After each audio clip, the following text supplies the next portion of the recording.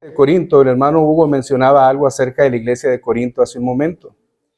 Pues hermanos, seguimos hablando de esta iglesia, una iglesia de santos, dice Pablo en el primer capítulo de la carta a los Corintios, una iglesia de santos y santificándose. Esta palabra, hermanos, santificándose, quiere decir apartándose, desechando el pecado, sacando fuera el pecado de sus vidas.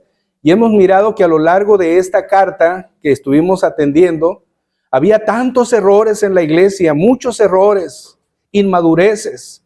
Y esas inmadureces se miraban reflejadas en lo que empezamos a ver el domingo pasado, en el capítulo 2, y en la segunda carta y en el primer capítulo de esta carta, de esta segunda carta, cómo se manifestaban inmadureces, pues los corintios y algunos obreros fraudulentos, como dice el capítulo 11, verso 13, algunos falsos apóstoles, obreros fraudulentos, estaban buscando difamar constantemente el apostolado y la integridad de Pablo. Ahora, hermanos, en los primeros versos, Pablo busca ratificar su integridad en el apostolado y usa los argumentos de sus aflicciones por causa de la obra. Y no se trata, hermanos, de que Pablo defienda su apostolado por él, porque me están lastimando y como decía, hermanos, el domingo hay quienes llegan a pensar ahí, sufrir me tocó a mí en esta vida. Y Pablo sería yo creo aquel en quien se fijaron para poner esta canción, porque cuando hablamos de Pablo, todo implica sufrimiento. Cárceles, hambre, azotes, varias veces de los de su propio pueblo, hambre, naufragio, enfermedades y aún hasta la misma muerte. Pero Pablo consideraba, hermanos, que todo era por basura con tal de ganarse a Cristo. No se trataba de Pablo, hermanos. Se trataba de la obra que Pablo estaba realizando en nombre de aquel que lo había comisionado como apóstol a los gentiles. No se trata de Pablo. Pablo se llamó a sí mismo el peor de los pecadores, el más grande de los pecadores, así se llamó. Hermanos, ¿cómo nos llamamos nosotros? ¿No es cierto que hay veces de que queremos justificar nuestros pecados y diciendo, bueno, está bien? El profeta Isaías en el capítulo 5, verso 20 dice, hay de aquellos que a lo bueno llaman malo y a lo malo llaman bueno, que ponen lo dulce por amargo y lo amargo por dulce. Hay de aquellos que están confundidos, pero que lo ven con tanta aceptación. Hermano, no se trata de Pablo. Pablo defiende su apostolado y la integridad de su apostolado, no por él. Hermanos, porque si aquellos fraudulentos obreros o falsos apóstoles llegaran a entrar en la conciencia de la iglesia de Corinto de tal manera que los corintios dudaran de la integridad de Pablo, hermanos, estarían también dudando de la proclamación verdadera del evangelio que Pablo predicaba. Si Pablo no es confiable, entonces lo que Pablo predica tampoco es confiable. Por eso en el capítulo 11, otra vez, verso 3 y 4 de esta segunda carta a los Corintios, segunda a los Corintios 11, 3 y 4, dice Pablo que así como la serpiente con su astucia engañó a Eva, Pablo dice, hermanos, temo que también en alguna manera o en algún sentido, ustedes también sean extraviados de la sincera fidelidad a Cristo. Porque si viene alguno predicándole a otro Cristo que el que les hemos predicado, o si reciben otro espíritu que al que habéis recibido, o otro evangelio que el que habéis aceptado, bien lo toleráis, dice Pablo. Hermanos, entonces está dando Pablo enterado el riesgo que había de que los corintios dudaran de su apostolado y de la integridad de su apostolado.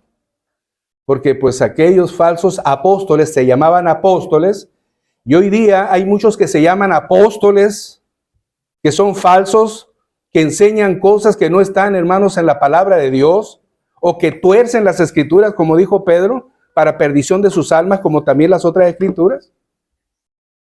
Pues, hermanos, era necesario que Pablo argumentara y defendiera esta posición. Ahora, lo que vamos a ver en estos versos del 12 al 24, tienen que ver, hermanos, con otro argumento para defender su integridad. Y ahora Pablo va a usar 3 argumentos. Uno de ellos tiene que ver con la conciencia. Otro tiene que ver, hermanos, con la fidelidad de la palabra de Dios. Y en tercer lugar, el testimonio de Dios sobre el ministerio de Pablo. Pablo dice, bajo estas tres cimientos, voy a hablarles acerca de mi credibilidad como apóstol, de mi integridad como apóstol, para que ustedes contemplen que el evangelio que les he predicado no lo he predicado con palabras de humana sabiduría, sino con poder de Dios. Esto que predico no es de mi corazón, es lo que yo primeramente recibí, dice en el capítulo 11. Entonces, es necesario que veamos a la luz de esto la defensa que Pablo ahora presenta acerca de su integridad. Hermanos, cuando Pablo apela a su conciencia, Pablo está hablando, hermanos, de que su conciencia no le acusaba, su conciencia afirmaba que su conducta era en relación al Dios al que servía. Su conciencia no le acusaba. De hecho, en la primera carta a los Corintios, capítulo 4, versos 3 y 4, dice Pablo, yo en muy poco tengo el ser juzgado por vosotros o por tribunal humano. Ni aún yo me juzgo a mí mismo, porque aunque de nada tengo mala conciencia, no por esto soy justificado, pero el que me juzga es el Señor. Hermano, la conciencia de Pablo no le acusaba de ninguna manera. Pablo estaba haciendo no lo que él quería hacer. Pablo estaba haciendo aquello por lo cual fue llamado a hacer. De manera, no me pueden acusar de que yo sea íntegro en mi apostolado, decía Pablo, porque lo que hago no es mío. Lo que hago es lo que yo recibí. Y lo que les enseño es lo que a mí se me enseñó. Y no me fue enseñado por voluntad de hombre. No, hermanos, a mí me fue enseñado directamente por nuestro Señor. Él me lo habló, Él me lo reveló, Él me lo inspiró. Es por esto que yo se lo llevo a ustedes. La conciencia, dice el apóstol Pablo. Vean, hermanos, en el capítulo 1 de 2 Corintios, verso 12. Primera los Corintios, capítulo 12. Primera los Corintios, segunda los Corintios, perdón. Capítulo 2, verso 1.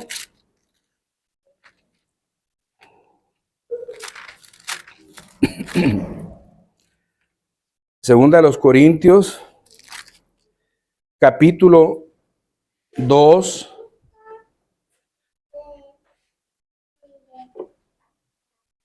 Perdón, hermanos, perdón, es segunda los Corintios, capítulo 1, verso 12. Segunda los Corintios 1, verso 12. Recuerden que del verso 12 al verso 24 estaremos exponiendo su palabra. Dice Pablo, porque nuestra gloria es esta, el testimonio de nuestra conciencia, que con sencillez y sinceridad de Dios, no con sabiduría humana, sino con la gracia de Dios, nos hemos conducido en el mundo, y mucho más con vosotros, dice Pablo. Hermanos, pero ¿qué es la conciencia?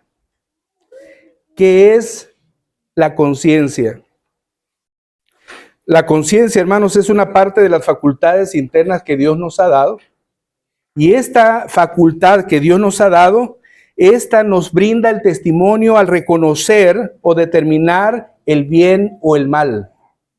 ¿Qué es la conciencia? Es una facultad, hermanos, que Dios nos ha dado para que podamos determinar o reconocer el bien y el mal. Pero ahora, pensando en una conciencia bíblica, en una conciencia que está sujeta a Dios, tendríamos que pensar, hermanos, que esta conciencia nos da testimonio de lo que ya sabemos. Como cristianos ya sabemos lo que Dios nos dice, pues nuestra conciencia nos da testimonio de lo que ya sabemos.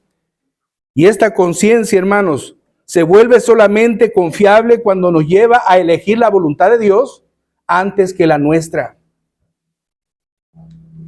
Nos lleva a elegir la voluntad de Dios antes que la nuestra. Romanos capítulo 2:15 dice esto, hermanos. Mostrando la obra de la ley escrita en sus corazones, dando testimonio a su conciencia y acusándolos o defendiéndolos sus razonamientos. Dice en el verso 14 el apóstol Pablo que los gentiles que no tienen la ley, ellos, en un sentido, hermanos, obedecen la ley. Pero veamos ahí, hermanos, literalmente el texto. Romanos capítulo 2, verso 14 al verso 15. Romanos capítulo 2, verso 14 al verso 15. Porque cuando los gentiles que no tienen ley hacen por naturaleza lo que es de la ley, estos, aunque no tengan ley, son ley para sí mismos, mostrando la obra de la ley escrita en sus corazones, dando testimonio su conciencia y acusándoles o defendiéndoles sus razonamientos. Hermanos, la conciencia, pues, es la facultad dada por Dios para que podamos entender o comprender lo que está bien o lo que está mal. Los gentiles que por naturaleza no tienen la ley. Acuérdense, hermanos, que algo que el Señor nuestro Dios hizo, Él grabó en nuestros corazones la ley. Y esto no solamente a los cristianos, a todo mundo. De manera, hermanos, que todo mundo puede reconocer lo que es bueno y lo que es malo. En este sentido, dice Pablo, que los gentiles que no tienen la ley, bueno, son ley para sí mismos. Y la conciencia les acusa. Ahora piensen, hermanos, en lo que Pablo nos dice en el verso 12, porque nuestra gloria es esta, el testimonio de nuestra conciencia. Esta que nos acusa o que nos exonera. Esta que nos hace saber o ver lo que está bien o lo que está mal, cuando está cautivada, hermanos, en Dios, cuando está sujeta a Dios, lo podemos ver como esta conciencia bíblica. Y dice Pablo, hermano, nuestra gloria o nuestro orgullo o nuestra jactancia, porque la palabra gloria en el texto original aparece como jactancia. Y pudiéramos pensar, hermanos, pero ¿qué no es la jactancia o la gloria pecado? Hermanos, cuando nosotros nos gloriamos de nosotros mismos, esto es pecado. Pero lo que dice Pablo, que él se gloría en Cristo por los demás. Si los demás se glorían en Cristo por un servidor, hermanos, no es pecado. Pero cuando el hombre se gloría a sí mismo por sí mismo, esto es pecado condenable por el Señor. Así que cuando Pablo está diciendo, hermanos, que por razón de su conciencia, en ese testimonio que él vive acorde a lo que el Señor ha dicho, se gloríen los hermanos de Corinto. Pero déjenme decirle, hermanos, que si esta conciencia no está sometida a Dios, puede ser confundida. ¿A qué me refiero? Miren, imaginen esto, hermanos. Imaginen que uno de ustedes o que cualquiera persona, para no ponerlos en entredicho, una persona X va a la casa de su vecino. Y cuando va a la casa de su vecino, mira una billetera tirada en el piso. Y esta billetera, hermano, se ve gruesa. Entonces imagínense que tenga la billetera. Entonces este hombre voltea para los lados, toma la billetera, la guarda, se regresa rápido a su casa. Y cuando llega a su casa, oh sorpresa, mira la billetera y la billetera era de él. Era su propia billetera. Él no se dio cuenta que cuando entró a casa de su vecino, su billetera se le cayó de la bolsa, pero revisa la billetera, era su billetera. Entonces, hermanos, miren, nosotros podemos pensar esto. Robar o tomar algo que no es nuestro es pecado, es condenable. El 8º mandamiento del Señor lo legisla. No robarás o no hurtarás. Entonces uno puede pecar. Como realmente no robó porque la billetera era de él, entonces no pecó. No, hermano, sí pecó. Realmente sí pecó. Porque aunque la billetera era de él, fíjense cómo la conciencia puede ser confundida. Uno puede decir, bueno, finalmente como era mi dinero, pues no pequé. No, hermano, sí pecó porque la intención, cuando él tomó la billetera, no fue devolvérsela al dueño de la billetera. La intención de él era robar. Esa fue la intención. Así que en lo profundo del mandamiento, él lo estaba quebrantando. Realmente estaba robando, aunque fuera su propia billetera, es la intención y la acción que él hizo. Dice el apóstol Pablo, hermanos, que todo lo que no procede de fe es pecado. Esta persona que haga esto no está actuando en fe, es decir, lo correcto era devolver la billetera al vecino si yo considero que era del vecino esa billetera. La conciencia, hermanos, puede ser extraviada y la conciencia puede ser afectada por nuestro pecado. ¿Por qué digo esto, hermano? Nuestros pecados nos llevan en veces a dudar del justo juicio de Dios, porque llegamos a pensar equivocadamente que el amor de Dios es sobre toda manera, eso es cierto, pero llegamos a condicionar que el amor de Dios es capaz de perdonar mis pecados, aun cuando yo no le suplique misericordia ni perdón en una manifestación de arrepentimiento y fe genuina, y entonces la gente dice que Dios ama radicalmente a todo pecador. Hermano, lo que el Señor ama es al pecador que se arrepiente, pero no al pecador que sigue empedernido en su práctica pecaminosa. No es eso, hermanos, lo que sucede. Dios ama a usted y a mí porque aún siendo pecadores, Cristo murió por nosotros, dice la palabra de Dios. Y esto es una realidad. Pero al impío, dicen los Salmos, en el capítulo 5 de los Salmos, para los impíos dice la palabra que Dios está airado todos los días. Y piensa en esto. Si usted no ha clamado por perdón al Señor, si usted cree que es hijo de Dios simplemente porque cree que es hijo de Dios y no porque la obra de Dios se ha hecho fielmente en su vida, sépase que la ira de Dios todavía sigue sobre usted. Esto tiene que quedar claro. No se confunda creyendo ser lo que no es. Entonces, hermanos, el pecado en veces cauteriza la conciencia de tal manera que una persona llega a pensar que no hay tal juicio en el día de la segunda venida del Señor. Y esto, hermanos, ¿por qué lo hace? Para que así nuestra conciencia quede tranquila acerca de ese juicio y no nos esté acusando. Eso es lo que pasa. Dice Pablo a Tito, capítulo 1, verso 15. Todas las cosas son puras para los puros. Fíjense, hermano, lo que está diciendo. Todas las cosas son puras para los puros, pero para los corrompidos e incrédulos nada es puro, sino que tanto su mente como su conciencia están corrompidas. Hermano, dicho de otra manera, todo aquel que la gracia de nuestro Dios no es sobre él. Y cuando hablamos de gracia, recuerden lo que dice Pablo a los Efesios. Por gracia sois salvos, por medio de la fe. Y luego dice, hermano, y esto no es de vosotros, pues es un don de Dios. La gracia entonces se refleja en dar algo que nadie merece. Eso es gracia. Imagínense, hermanos, algo tan maravilloso. Dice la palabra de Dios en la carta de Pablo a los Romanos. Por cuanto todos pecamos, estamos destituidos de la gloria de Dios. Es decir, hermanos, por causa de nuestro pecado hay una separación tan grande que no alcanzan nuestras obras de ninguna manera. De ninguna manera alcanzan lo que yo haga, por más bueno que parezca, por más estupendo que parezca, por más maravilloso que parezca, todo lo que yo haga no me sirve. Pero hermanos, todo lo que Cristo hizo sí me sirve. La única obra suficiente para que tú seas salvo es lo que Cristo hizo en la cruz, una obra suficiente. ¿Se acuerdan, hermanos, cuando el Señor dice, Padre, si es posible que pase de mí esta copa? ¿Se acuerdan?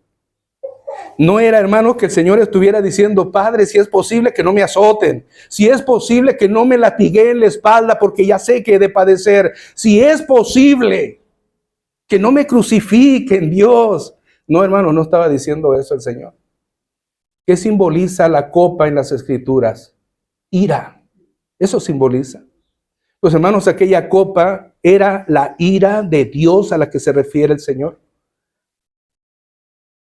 Pero era necesario, hermanos, Isaías 53, verso 6, dice que Jehová nuestro Dios cargó nuestros pecados.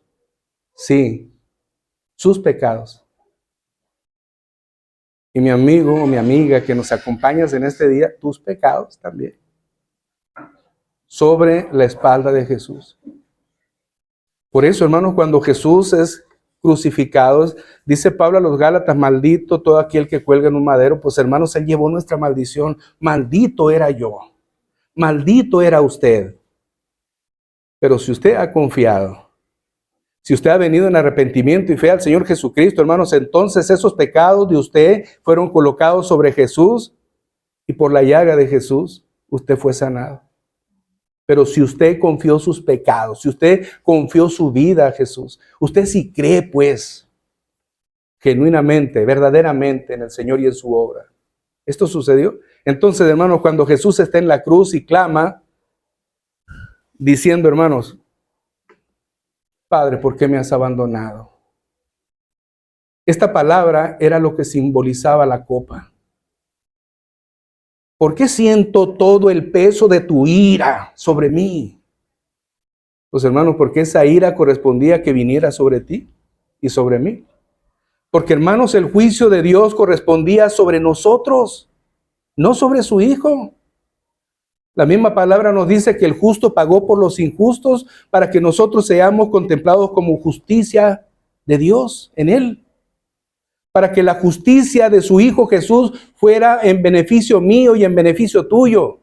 Porque tu justicia no alcanzaba de ninguna manera para que tú no murieras por causa de tus pecados. Porque la paga de los pecados, dice Pablo a los romanos, es la muerte. Sí, hermanos, la muerte. La muerte de Jesús. Si crees en Él. Y entonces la justicia de Él se aplica a ti. Pero la muerte eterna tuya, si tú sigues sin creer en Él. Entonces, hermanos, una persona corrompida o una persona que no es pura, según dice Tito capítulo 1:15, para los corrompidos o incrédulos, nada es puro, sino que su mente como su conciencia están corrompidas. Su conciencia no les acusa de lo que es bueno o lo que es malo. Su conciencia llega a decir, como decía el profeta Isaías, hay de aquellos que a lo bueno llaman malo y a lo malo llaman bueno. Alguien te pudiera juzgar diciendo, oye, una autoridad te detiene porque a juicio de la autoridad tus luces van quebradas o vas recio o te pasaste un alto, etc. Pero resulta que esa autoridad te dice, al detenerte, que la multa que correspondería a la infracción que acabas de cometer es muy alta, pero que Él te quiere ayudar. Y que la manera en que Él te quiere ayudar, porque te ve que andas con la familia y que te ve que no tienes muchos ingresos, es, bueno, mira, yo puedo no meter la infracción, pero yo te quiero ayudar. Y se va prolongando ese yo te quiero ayudar y se va prolongando. ¿Saben, hermano, lo que está buscando este hombre es que tú le des cohecho? Isaías 5:20 le dice, al justo quitan su derecho. ¿Cuándo, hermanos? Cuando este hombre de mente corrompida, de conciencia corrompida, da un cohecho para justificar su derecho. ¿No? Eso es la conciencia de algunos. Busca que la conciencia de algunos se justifique cuando dan cohecho.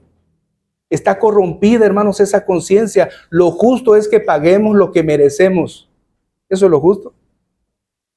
Ahora imaginemos, hermanos, cómo puede Dios, siendo tan justo, perdonar tus pecados, siendo tan injusto. Piensa en esto. Y yo te preguntaría, ¿ha pasado este día sin que tú hayas pecado? Y estamos hablando, hermanos, de que, ahorita ya son las 11 de la mañana. Desde que te levantaste hasta ahorita pensando que estás consciente, ¿has pecado? ¿Qué es lo justo? Un juez justo, ¿qué haría, hermanos? ¿Castigarte? Un juez injusto, ¿qué haría? Dame cohecho y listo. Una conciencia corrompida, ¿qué haría? Qué bueno, lo hice, ya estoy libre de una infracción. No, hermanos, la infracción siguió. Hermanos, un Dios justo perdona los pecados de un injusto. Sí, hermano, no los indulta. ¿Saben, hermanos, la diferencia entre indultar y perdonar? La palabra indultar es, te perdono, pero nadie paga. Se queda así, te perdono y así queda. Pero como Dios es justo, hermanos, Él perdona. Entonces ya no tienes que pagar con tu muerte eterna. Pero uno diría, pero eso es injusto. ¿Quién fue el que pagó entonces? Ahí está la respuesta. Hermano, realmente hubo un pago por tu injusticia. La santidad de un hombre que no pecó, de nuestro Señor Jesús. El justo pagó por los injustos. Pero una conciencia corrompida, hermanos, no lo entiende, no lo asimila, no lo acepta. Dice Pablo en la carta a Timoteo, 1 Timoteo capítulo 4, verso del 1 al 4. Pero el Espíritu dice claramente que en los postreros tiempos algunos apostatarán de la fe, es decir, negarán la fe. El hermano Hugo hablaba acerca de la apostasía. Hermano, la apostasía es negar la fe que una vez nos ha sido dada. Eso es apostatar. Escuchando a espíritus engañadores y a doctrinas de demonios, que por la hipocresía de mentirosos, que teniendo cauterizada, y esta palabra cauterizada tiene que ver con quemar. Cauterizar tiene que ver con quemar o endurecer. Y dice Pablo, teniendo cauterizada o endurecida la conciencia, prohibirán casarse y mandarán abstenerse de alimentos que Dios creó para que con acción de gracias participasen de ello los creyentes y los que han conocido la verdad. ¿Qué es lo que hace, hermanos, una conciencia corrompida? Hermanos, lleva a la apostasía. Una conciencia corrompida llega a creer a falsas enseñanzas. Por eso, hermanos, a Pablo le importa tanto que la iglesia de Corinto no sea seducido por estos obreros fraudulentos, porque si son seducidos por estos obreros fraudulentos, van a dudar de la integridad de Pablo y por lo tanto del evangelio que Pablo predica. Y si esto es así, apostatarían de la fe. Se apartarían de la fe. Pero, hermanos, Pablo sigue llamando a esta iglesia como iglesia santa y santificándose. Es decir, hermanos, siguen siendo iglesia. ¿Por qué, hermanos? Porque la palabra de Dios está anidada y aunque haya defectos en la iglesia, mis hermanos, usted estará seguro que en esta iglesia, como en todas las iglesias que nos puedan escuchar en algún momento, no hay perfección humana. Sí, hermanos, cometemos errores. Sí, hermanos, actuamos en veces equivocadamente. La iglesia, hermanos, es una congregación de pecadores redimidos. Es una diferencia muy grande a pecadores no redimidos. Dios está perfeccionando la iglesia hasta el día de Jesucristo, eso es cierto. Y esta conciencia que Dios nos ha dado, hermanos, cuando está sujeta a nuestro Dios, nos puede llevar a darle la gloria a Dios y no buscar nuestra propia voluntad. Esto es lo que hace la conciencia. Por eso dice Pablo, hermanos, en el verso 12, vuelvo a citar, porque nuestra gloria o jactancia o orgullo o satisfacción, como usted lo quiera ver, es esta, dice Pablo, el testimonio de nuestra conciencia que con sencillez y sinceridad de Dios. Hermanos, cuando en el texto original en griego aparece la palabra sencillez en este texto, habla de santidad. La palabra sencillez de este texto se refiere a santidad. Así que véalo de esta manera. Dice Pablo, porque nuestra jactancia es esta, el testimonio de nuestra conciencia que con santidad y sinceridad de Dios, no con sabiduría humana, sino con la gracia de Dios, nos hemos conducido en el mundo y mucho más con nosotros.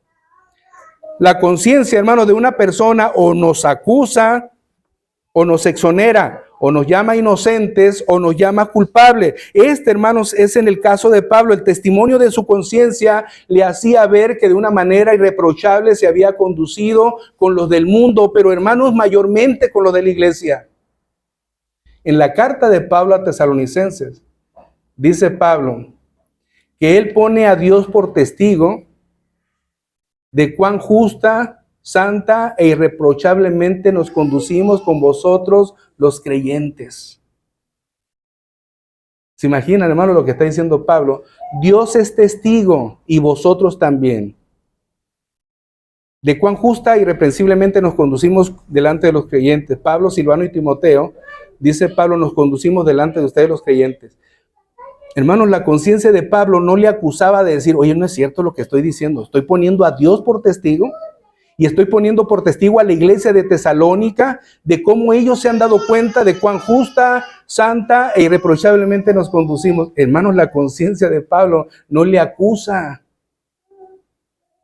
Por eso Pablo decía en la carta a los Corintios que él no tenía temor de ser juzgado por la iglesia ni por tribunal humano, ni él se juzgaba a sí mismo, dice Pablo.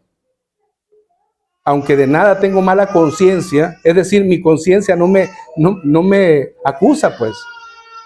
Pero si aún así fuera, yo por causa de mi conciencia que no me acusa, no soy justificado.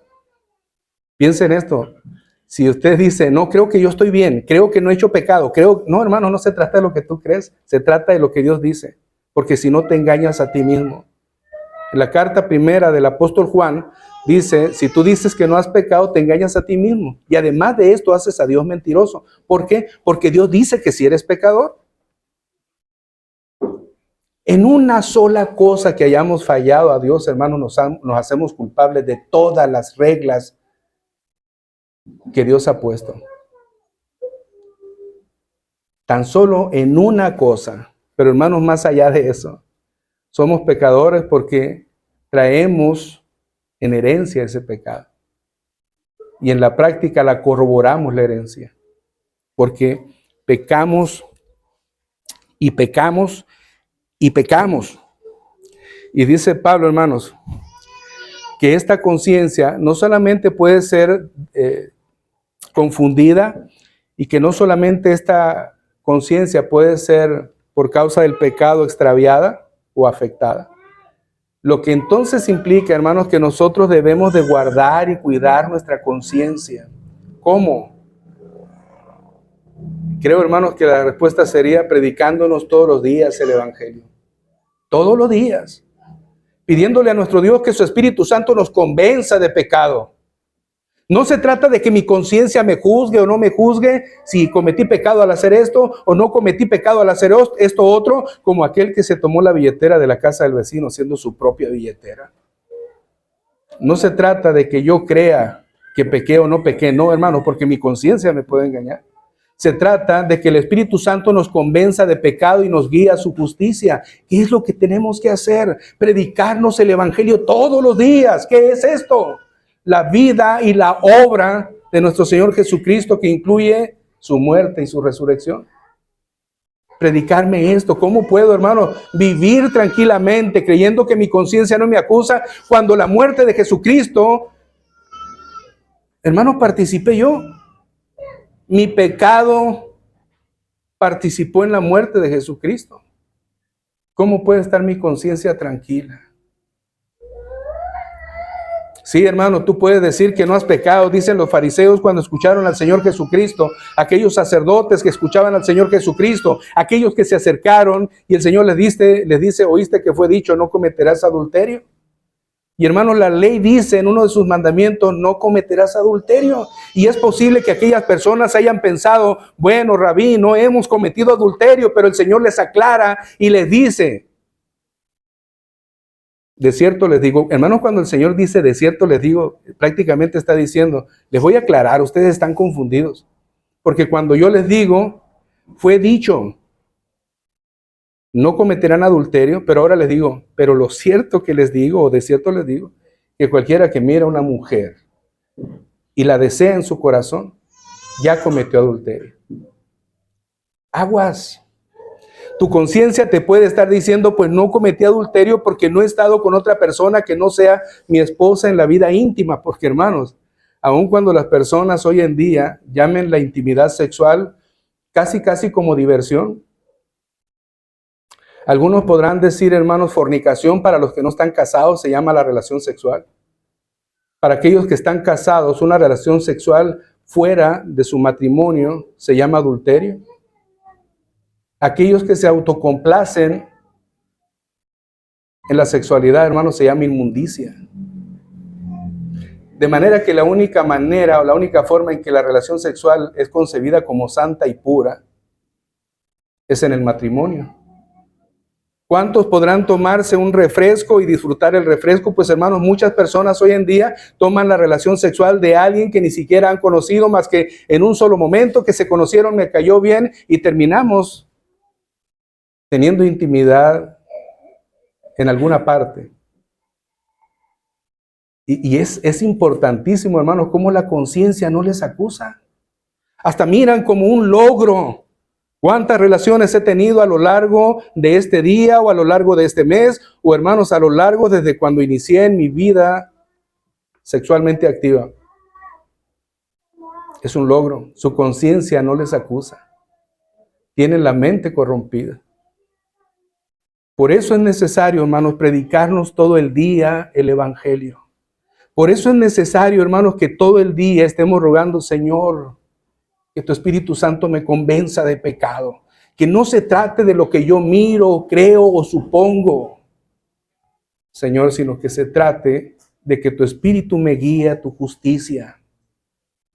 Decía Pablo, hermanos, y podemos tener a Pablo en la carta a los Filipenses como alguien que tenía credenciales importantes para presentar, como que él era fariseo, como que era benjaminita, como que había sido educado a los pies de Gamaliel, como alguien, hermanos, que tenía tanta autoridad y poder. Pero Pablo decía, todo lo tengo por basura con tal de ganarme a Cristo. Yo no pienso en mí, decía Pablo, yo pienso en Cristo. Y yo quiero ser hallado en su justicia, no en mi justicia. Así que, hermanos, Pablo hacía tantas cosas que no hemos hecho ni siquiera el más santo de los hombres que pudiera vivir aquí ahora. Pero Pablo dice, todo lo tengo por basura. No se trata de mí, dice Pablo. Por eso, hermanos, el énfasis de Pablo tan marcado es presentar defensas ante su integridad. Cuando Pablo escribe a los romanos en el capítulo 1, verso 16, dice, no me avergüenzo del evangelio.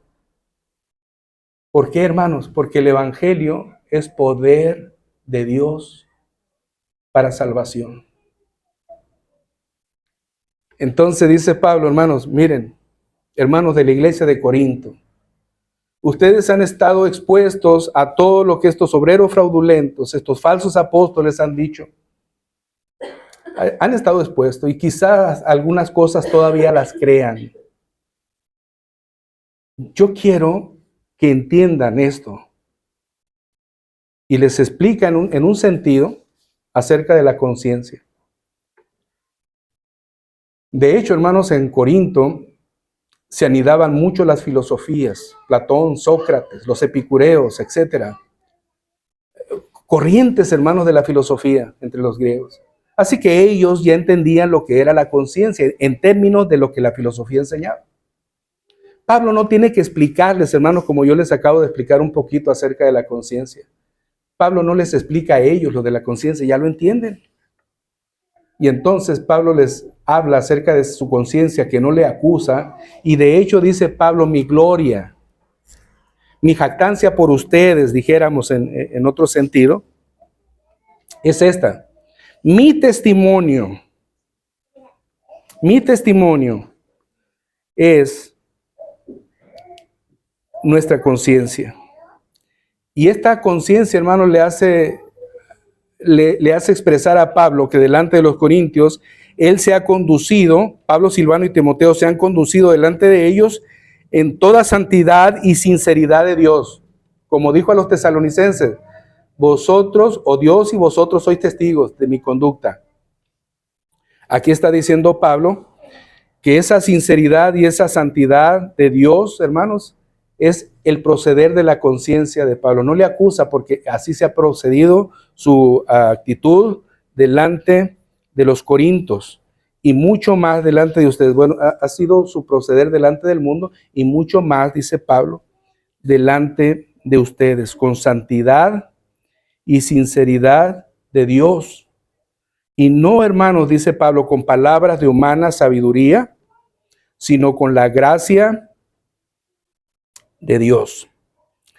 Ahora, Pablo dice en 1 Corintios capítulo 1, verso 17, pues Dios no me envió a bautizar.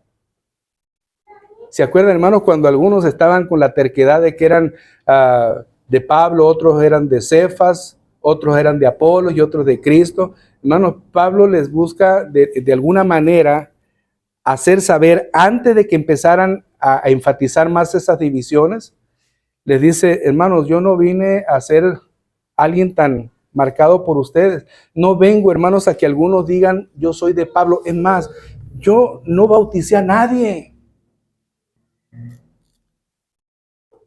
Y solamente da el nombre de algunos que sí bautizó, pero dice Pablo, pero Cristo no me envió a bautizar. Cristo me envió a predicar, a eso me envió, no a bautizar.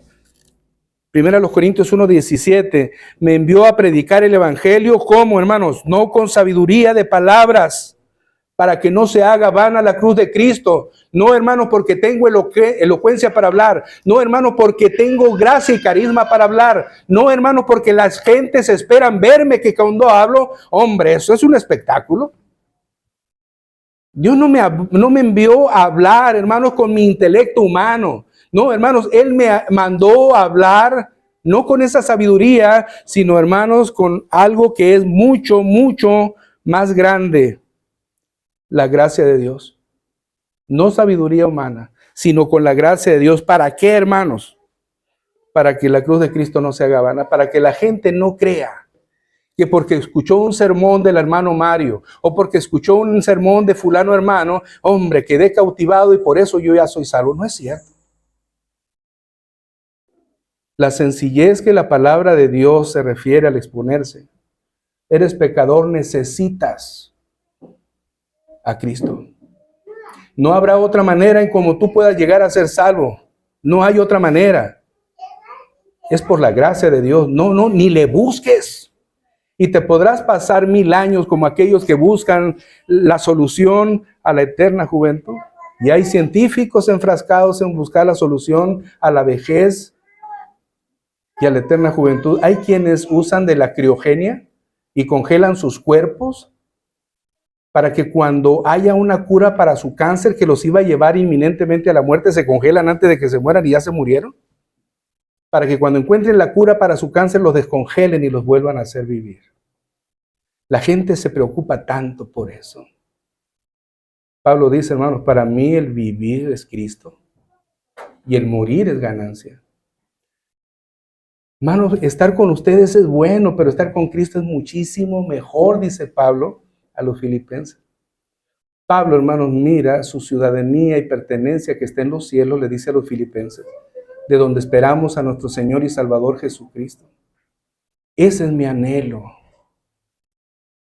dice el apóstol Pablo. Hermanos, este mensaje tan sencillo es de gracia. Pero quizás alguien cuando es tan elocuente usará repetición de palabras, usará palabras que ni siquiera entendemos. No, hermanos, la sencillez de la predicación tiene que ser palabras que usted comprenda con toda facilidad. Hermanos, es mejor hablar 5 palabras con entendimiento que muchas sin ciencia o sin comprensión, pues, sin entenderlas. En este primer capítulo de Primera a los Corintios, en el Primera a los Corintios capítulo 2, en el segundo capítulo de Primera a los Corintios, verso del 1 al 5, dice Pablo que cuando fue a ellos, a los Corintios, se propuso no ir con palabra otra vez, ¿de qué, hermanos? De sabiduría humana. Dice el texto, así que, hermanos, cuando fui a vosotros para anunciaros el testimonio de Dios es el Evangelio. Cuando fui a anunciarles el Evangelio o el testimonio de Dios, no fui con excelencia de palabras o de sabiduría, pues me propuse no saber entre vosotros cosa alguna, sino a Jesucristo y a este crucificado. Y estuve con vosotros con debilidad y temor, o mucho temor y temblor, y ni mi palabra ni mi predicación fue con palabras persuasivas de humana sabiduría, sino con demostración del Espíritu y de poder. ¿Cuál fue la razón? Para que vuestra fe no esté fundada en la sabiduría de los hombres, sino en el poder de Dios. Que nuestra fe no esté fundada en el conocimiento de los hombres, sino en el poder de Dios. Así que, hermanos, en el verso 12, cuando dice Pablo que aún hasta su jactancia o su orgullo que siente Pablo, no está fundado en su carne, está fundado en la santidad y en la gracia de Dios. Hermanos, así es como Pablo se condujo delante del mundo y de los creyentes de Corinto, su conciencia no le acusaba de ninguna manera, pues actuaba su conciencia subordinada a Dios. Hermano, surge una pregunta. El próximo domingo seguiré hablando de las otras dos o de los otros dos argumentos que Pablo presenta en defensa de su integridad como apóstol, que es acerca del testimonio que el Señor da, acerca del ministerio de Pablo y acerca de la palabra de Dios, de la fidelidad de Dios en su palabra. De estas dos cosas hablamos el domingo que viene, pero hablando de la conciencia de la cual Pablo dice que no le acusa y que da testimonio de que con santidad y sinceridad se ha conducido delante del mundo y delante de los creyentes. Yo le pregunto, hermano, ¿cómo está su conciencia? ¿Cómo está? ¿Le acusa o le exonera? Y cuando digo le exonera es no le culpa, pues, le da libertad. ¿Cómo está su conciencia en lo que hace? Hermano, cuando usted es indiferente a otro hermano, ¿qué le dice su conciencia? ¿O su conciencia está endurecida o cauterizada que no le dice nada? Si es así, hermano, tenga cuidado, predíquese el evangelio. Predíqueselo. Porque el evangelio nos habla del amor de Dios. Y el evangelio nos habla de, hermanos, que así como Él nos amó, nosotros también amemos a los demás. Y el evangelio nos habla de que si, hermanos, no amamos, en realidad no le hemos conocido, porque Dios es amor. ¿Cómo está tu conciencia? ¿Por qué hace las cosas, hermano? ¿Por qué saludas a los demás? ¿Por qué eres capaz de ir a la casa de tu vecino y no solamente ofrecerle los buenos días, sino si ocupa algo, ofrecerle ayuda? ¿Hay sinceridad o hay interés? ¿Qué te dice tu conciencia? Ahora, tu conciencia, hermanos, ¿está subordinada a Dios o tu conciencia está corrompida? ¿Cómo está, hermano, tu conciencia? ¿Qué dice tu conciencia?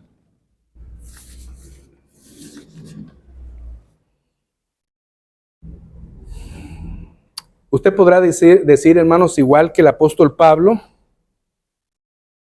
que la conciencia de él le hace sentirse satisfecho, orgulloso de los demás hermanos en la iglesia, porque su conciencia no le acusa de que está mal. Le acusa, hermano, su conciencia de cómo se conduce usted con la gente de fuera y mucho más con los de dentro de la iglesia. Le acusa. ¿Cómo eres, hermano, en el trabajo? ¿Buscas vivir la misma santidad que aparentas en la iglesia? ¿Cómo eres? No te dice nada tu conciencia. Predícate el evangelio, hermano, por favor. Pídele al Señor que te convenza de pecado su Espíritu Santo y te guíe a su justicia. Porque puedes apostatar, puedes negar la fe que una vez te fue dada. No se trata, hermano, de ser duro con los demás allá afuera cuando aún ellos no creen en tu Dios. No, hermano, cuánta misericordia debes de tener por ellos. Van desesperadamente, hermanos, en una carrera de 100 metros al infierno. ¡Rápido! ¡Corren todavía! Y eres tan indiferente porque te portas duro en tu trabajo o con tus amigos o familiares. ¿Les has hablado de Cristo? Porque dice Pablo, hermano, mi conciencia no me acusa. Yo puedo sentirme orgulloso de ustedes porque he vivido mi conducta en santidad y misericordia o servicio a Dios. Este es mi proceder. ¿Cuál es tu proceder? Hermanos, si tu proceder no es este, acuérdense que Pablo dijo, hermanos, imítenme a mí como yo imito a Cristo. Hermanos, cuando nosotros nos dejamos o cuando por gracia de Dios, Él nos ha llamado a sus pies y nos ha llamado hijos y nos ha colocado en la iglesia. Entonces, ¿cuánto privilegio tenemos?